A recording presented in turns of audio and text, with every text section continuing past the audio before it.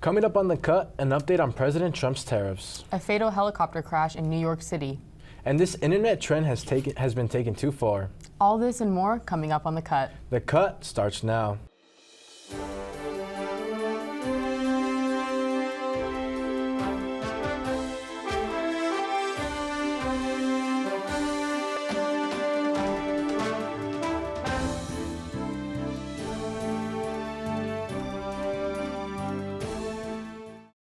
Hello and welcome to The Cut Network. I'm Ernie Jimenez. And I'm Malia Steinley. Israel releases 10 Palestinians from Gaza. Israel has freed 10 Palestinian detainees from Gaza on Thursday. The men returned to Deir al-Balah where they were told relatives and reporters they endured daily abuse while in custody. Israeli troops detained the men last November during an offensive in northern Gaza. They spent months in military facilities, including Sait Taman, a prison camp notorious for alleged abuses. One of the freed men, Fayez Ayub, appeared weak and needed support to walk. He said, quote, 156 days have passed with us in agony. We are tortured and in pain, unquote. His daughter, Marah, broke down in tears as she embraced him, saying, quote, was this how my father was? And is this what he has become, unquote. Another former detainee claimed guards beat them frequently and stripped them to their underwear and forced them to stand barefoot on sharp stones until their feet bled. He said they were only allowed to shower once every month or two. Israel's military did not comment on the release. Officials have said they follow legal standards in treating detainees and investigate any violations. According to reports, at least 61 Palestinians have died in Israel custody since the war began in October. Israel continues to hold thousands of Palestinians without charge, claiming they are suspected of having ties to Hamas. Commerce Secretary Howard Lutnick announced that the temporary exemptions from tariffs on electronics, including smartphones and laptops, will only be short-term. These exemptions were granted amid the U.S.-China trade dispute, but Lutnick made it clear that they won't last. While some consumers may see some relief in the short term, Lutnick also confirmed that tariffs on semiconductor products are expected soon.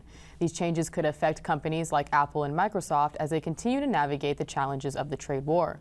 The Trump administration is pressuring China to change trade practices, particularly in the technology sector, which could result in higher costs for both companies and consumers. As the situation continues to develop, tech industry leaders are closely monitoring how these changes will affect their business in the coming months. We'll continue to follow the story as more details emerge. The White House says it will ignore journalists who use pronouns in their email bios. More of the story is Cut reporter Abby Urich. Abby? The White House has taken away all credibility of journalists who have their pronouns included in their email signatures. White House Press Secretary Caroline Leavitt said last week, quote, any reporter who chooses to put their preferred pronouns in their bio clearly does not care about biological reality or truth and therefore cannot be trusted to write an honest story. Leavitt said this in a statement to the Washington Post. The White House refused follow-up questions confirming whether or not this policy has been officially implemented yet. Earlier in Trump's America, the New York Times reported that several of its reporters were denied White House responses due to having their pronouns listed in their email bios.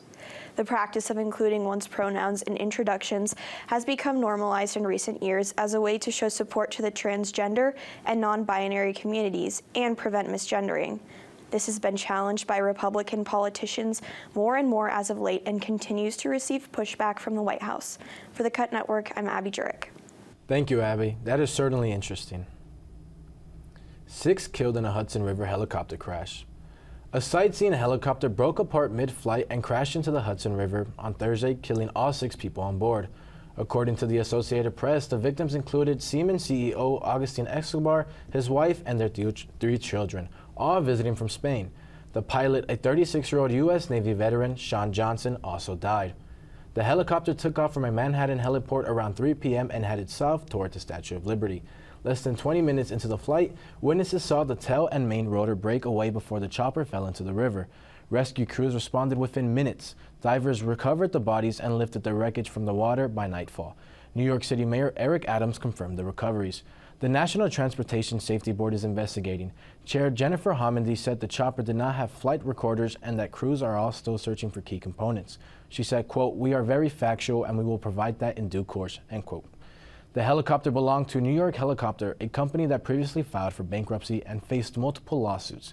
FAA records showed the aircraft had a transmission issue last September. This marks the first helicopter crash in New York City since 2019. This past weekend was the annual Latin Soul Festival. Cut reporter Haley Jimenez went to see what it was all about. Haley? Last Saturday, Arizona State University Salsa Club hosted the annual Latin Soul Festival, bringing the community together to celebrate Latin dance and culture for dancers of all levels. The 2025 annual Latin Soul Festival came alive this weekend with the sounds and rhythms of Latin America. The two-day festival featured salsa, bachata, hip-hop, and more. Hosted by the ASU Salsa Club, they invited all members of the community to the cultural celebration. There's many different ways of celebrating it, not just being, a great salsa dancer. You can just come, have fun. You could be a beginner. You could bring your friends and family. I feel like in our culture, that's how we learn. We learn because we learn it from our families. We learn it from our communities. Each year, the festival brings guest artists to encourage diverse interactions between multiple dance communities. Malcolm Manzano has been teaching at the festival for 3 years. It's great because our group is so small that we need to be unified. So the people that are in the group all really love to dance. And when we see one other person that likes it, it's super awesome. For some, it is just dance, but for many, it's an opportunity to see their heritage celebrated publicly. I feel like, without it here, there'd be something huge missing on campus. So I'm very fortunate and grateful that our students see the importance of it and see the necessary element that our campus needs. Events like this help make ASU a place where diverse identities aren't just acknowledged, but centered. If you missed this year's festival, don't worry. The celebration will return next year with more energy and rhythm. For the Cut Network, I'm Haley Jimenez. Thanks, Haley. That looks like a great time. A group of 8th grade students from Mesa, Arizona has brought home an impressive honor from a national robotics competition. The team, made up of students Alexis and Tara from ASU Prep Poly Spark Institute, competed at the Create Junior U.S. Open World Championship in Iowa. The all-girls team showcased their robot named Johnny 20 and secured second place out of 45 teams in the skills competition. In addition to this, they earned the prestigious Honor Award, which recognizes their outstanding performance, technical innovation, and collaboration. Congratulations to the team from Mesa on their remarkable success, and we'll continue to follow the story as they inspire the next generation of robotics innovators. Last weekend, Coachella had its first weekend in the 2025 festival season. Here's with what went down and is Cut reporter Gabrielle Arias. Gabrielle? Thank you, Ernie. This past weekend, Coachella held weekend one of the festival in Indio, California, with many incredible performances and surprise guests. This year's lineup was packed with many highly anticipated performances from fan favorites along with some new artists. Friday night, headliner Lady Gaga hit the main stage with a theatrical spin on all of her hits. Her nearly 2-hour set did not disappoint, playing new songs off her album Mayhem along with many other favorites. During Green Day's Saturday night headlining performance, lead singer Billie Joe Armstrong made a controversial lyric change in the song Jesus of Suburbia to show support for children in Palestine, sparking cheers from some fans and criticism from others. Travis Scott also headlined Saturday night with a hit-filled set going over the 1 a.m. curfew. He entertained the crowd perfectly with reimagined versions of his hit songs Sicko Mode, Fiend, and Telekinesis. Post Malone finished off the festival Sunday night with a hint of country twang in his rap songs. Fans found the new renditions of the songs to bring them new life, while critics argued he should stick to rap. But not only the headliners put on a great performance this past weekend, Benson Boone made his Coachella debut, bringing out special guest Brian May to perform his iconic guitar solo in Bohemian Rhapsody. During Claro's set, one of the biggest surprises came when Senator Bernie Sanders made an appearance to encourage the opposition of President Trump's policies. Charli XCX left the crowd wondering why she wasn't headlining after an incredible performance with guest stars Troye Sivan, Billie Eilish, and Lorde, where they performed hit songs off her summer album Brat. After her performance, she wore a sash saying, quote, "Miss should be headliner," end quote. This year's first weekend of Coachella proved to be an unforgettable mix of iconic headliners, surprise guest appearances, and bold political statements that left fans talking long after the final performance, and excited for what Weekend 2 has in store. For the Cut Network, I'm Gabrielle Arias. Thanks, Gabrielle. We can't wait to see what surprises there will be this weekend. Now turning to sports, sports anchor Johan Lopez is here with some updates. Johan?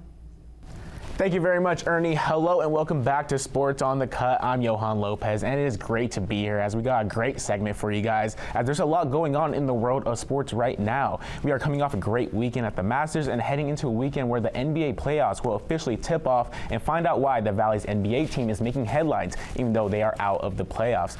So let's go ahead and get into it, as in this past weekend, Rory McIlroy has officially embedded himself into the history books, as he became only the 6th ever golfer to accomplish a career Grand Slam after winning the Masters in his 17th try.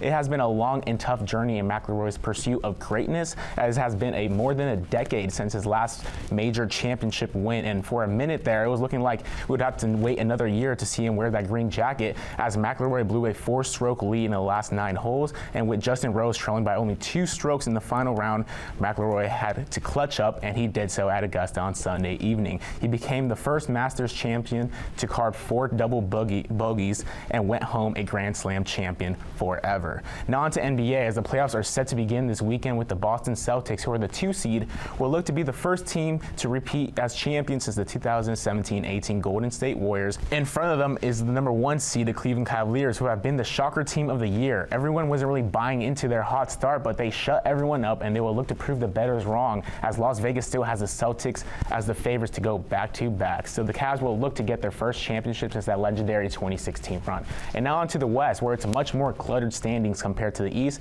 as teams from the 2nd seed all the way down to the 8th seed are within 4 games of each other. The Oklahoma City Thunder finished the 1 seed for the 2nd year in a row, and will look to learn from last year, as they were bounced out in the first round by the Luka-led Mavericks. This will especially be a big test for Shai Gilgeous-Alexander to step up and anchor OKC to the promised land, as officially it's championship or bust for the Thunder.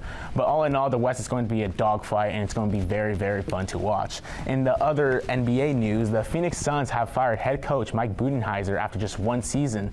This move comes after a very disappointing 36-46 finish, marking the team's first time missing the playoffs since 2020. And to make matters worse, the Suns roster carried the highest payroll in league history. So it has been reported that Budenholzer has lost the locker room. Star shooting guard Devin Booker recently said that there has been lack of culture, and along with that video that was captured showing Kevin Durant shoving away Budenholzer's arm and while he was confronting him, the writing was simply on the wall. The Suns simply haven't been able to recover since the summer of 21, where they blew a 2-0 finals lead against the Milwaukee Bucks, and who were at the time being coached by, yes, you guessed it, Mike Budenholzer. So Phoenix Suns owner Matt Ishbia released a statement saying, quote, "Competing at the highest level remains our goal, and we have failed to meet those expectations this season.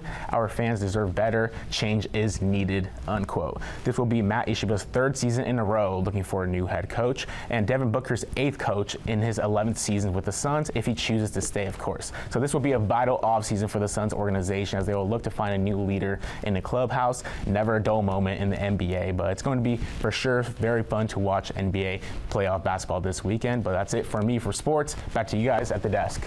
Thanks, Johan. Chicken jockey trend from Minecraft movie gets a Utah moviegoer kicked out. A viral trend from a Minecraft movie spilled into real life this week after a Utah moviegoer brought a live chicken into a theater and got kicked out. The incident happened Tuesday night in Salt Lake City when a group of rowdy college students showed up to a 10 p.m. showing. The group yelled, "Chicken jockey!" a reference to a line from Jack Black's character, and soon after they set off air horns inside the theater. Theater employee Nicholas Gamble said he paused the movie and warned the crowd to settle down or leave without a refund. He said, quote, "For a while they did quiet down up until the chicken jockey scene," end quote. When that moment came on screen, staff said the audience threw popcorn, set off confetti cannons, and held a live chicken. Workers immediately stopped the movie and escorted the group out. Employee Chloe Gamble said the group tossed the chicken at a security guard while leaving, and video showed them holding the chicken by its legs in the parking lot. She said, quote, "They were just manhandling the poor chicken. It hurts my heart to know it was so mistreated," end quote. She added, "I'd like people to stop being so crazy. Our theater employees don't deserve this," end quote. The staff spent hours cleaning up after the incident.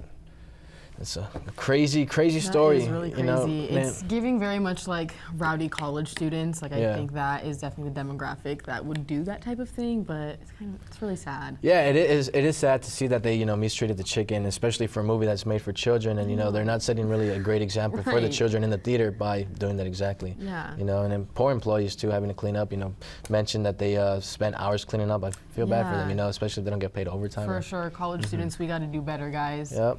And thank you for watching this episode of The Cut. Be sure to follow us on Instagram at @thecut_network and on X at @thecut ASU. Have a nice night.